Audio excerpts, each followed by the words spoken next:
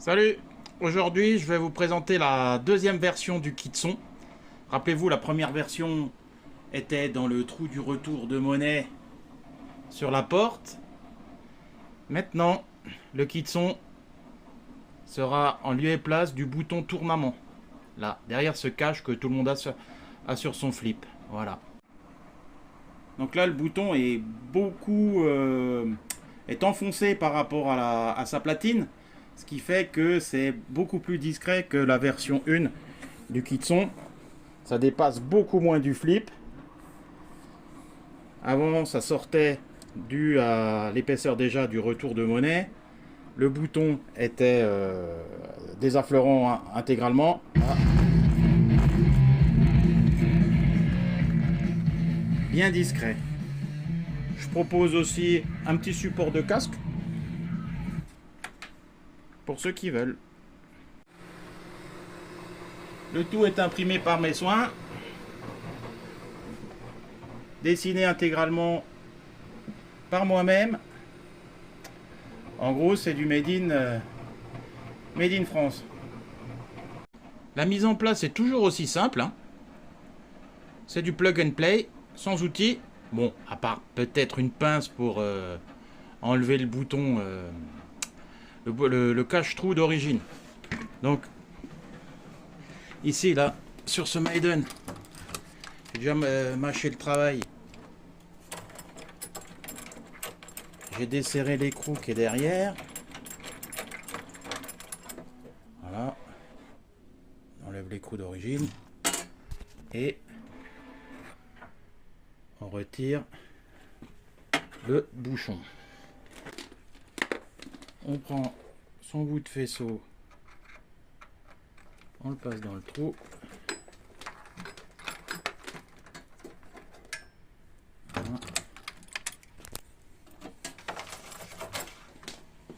On passe toute la longueur. Le kit en place. Il y a un ergot qui le met en position.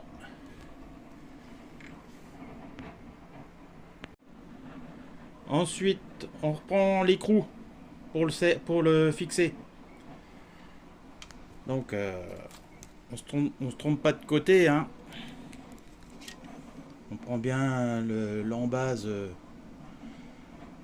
dans le bon sens, celle qui va plaquer contre le bois. Et pareil.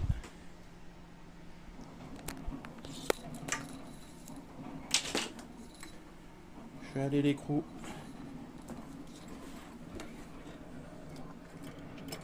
jusqu'à l'arrière. Ça, c'est rien de compliqué.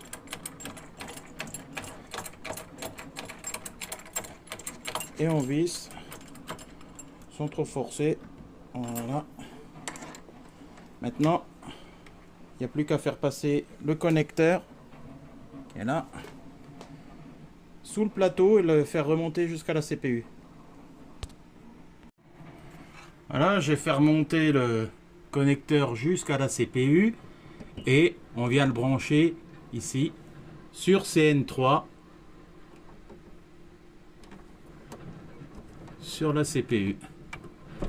Toujours fil blanc en haut, mais bon, le connecteur est détrompé, on peut pas se gourer. Et voilà, jusque là, c'est fini. Donc voilà, le kit sont en place, hein. Simple, le bouton agit sur la CPU, hein. Directement, le son change. Quand on branche un casque, c'est bien le son du casque qui varie. Là, dans les paramètres, j'ai réglé sur mute. Donc le flip s'éteint quand on branche un casque, hein. Le son du flip est coupé. Voilà, quand on débranche le casque, c'est le son du flip.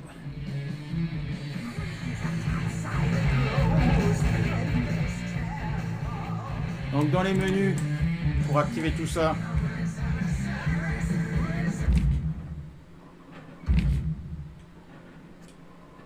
on va dans Adjust Speed vers la fin, donc je vais en sens inverse. Ici on a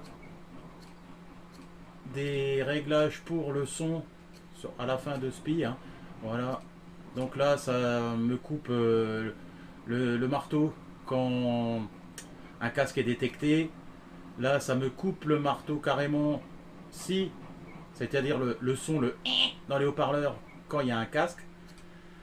Là, ça coupe le casque, plutôt, ça coupe le flip quand le casque est branché.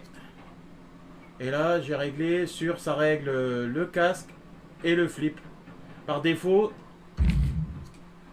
c'est réglé sur casque seulement. Donc certains m'appellent en me disant ça marche pas, mais oui, ben, c'est par défaut dans le programme, c'est seulement pour le casque. Donc on règle sur casque et cabinet. Voilà. Et comme ça, c'est open.